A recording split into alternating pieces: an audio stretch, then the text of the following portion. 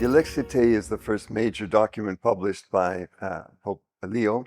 He himself says that Pope Francis had already been working on it, and so it's a joint, you might say, teaching, the two of them together, teaching in great harmony, in great coherence, one with the other.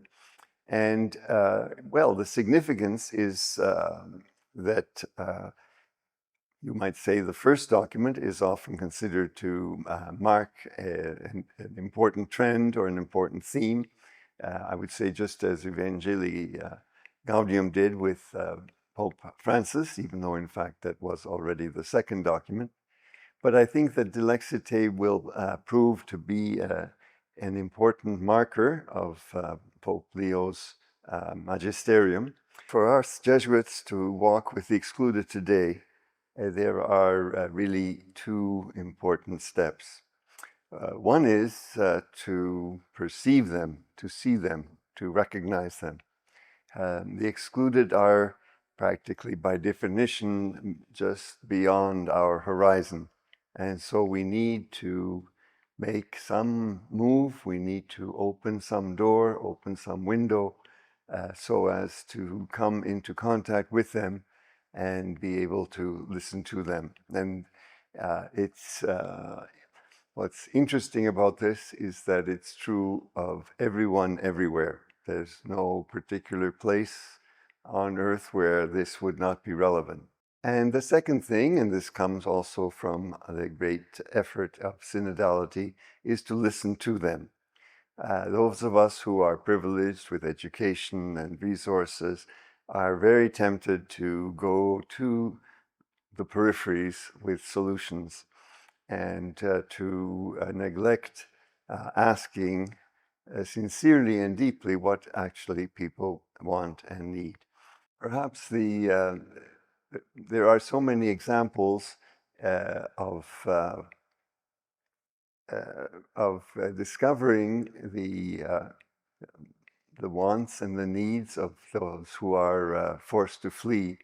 In fact, in some ways, for me, the experience with them over the years in the migrants and refugees section was that I actually discovered or rediscovered or discovered more deeply that I myself came from a migrant and refugee family, and that we had been forced to flee a couple of years after World War II, that we also landed in a strange country, that we were sponsored by a generous family, and that we faced many of the same challenges that migrants and refugees spoke about when they shared their experiences with us. What I've been learning over the recent years is that the signs of hope depend a bit on your perspective or your point of view. And at the risk of overgeneralizing, I would say that the higher your viewpoint, the more you are, you might say at the so-called global level, the more depressing it gets.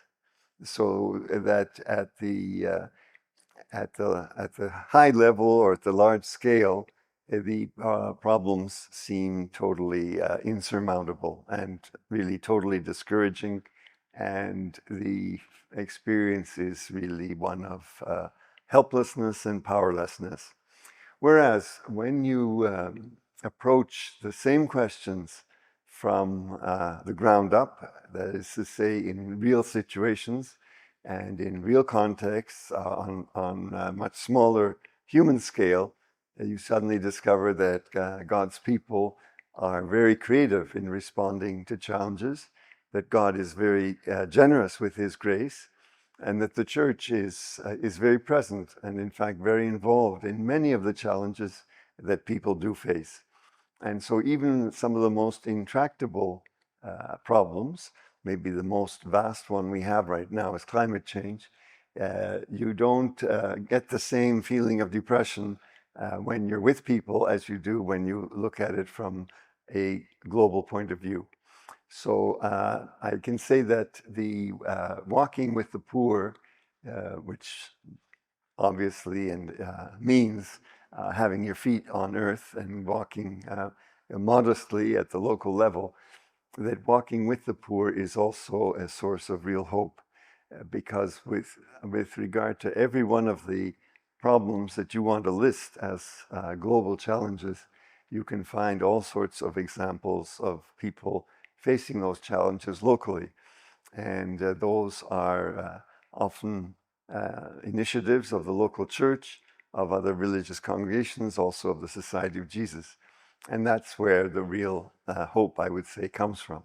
We need to believe that by facing these issues locally and, in a sense, modestly, that bit by bit we will also be contributing to the bigger solutions.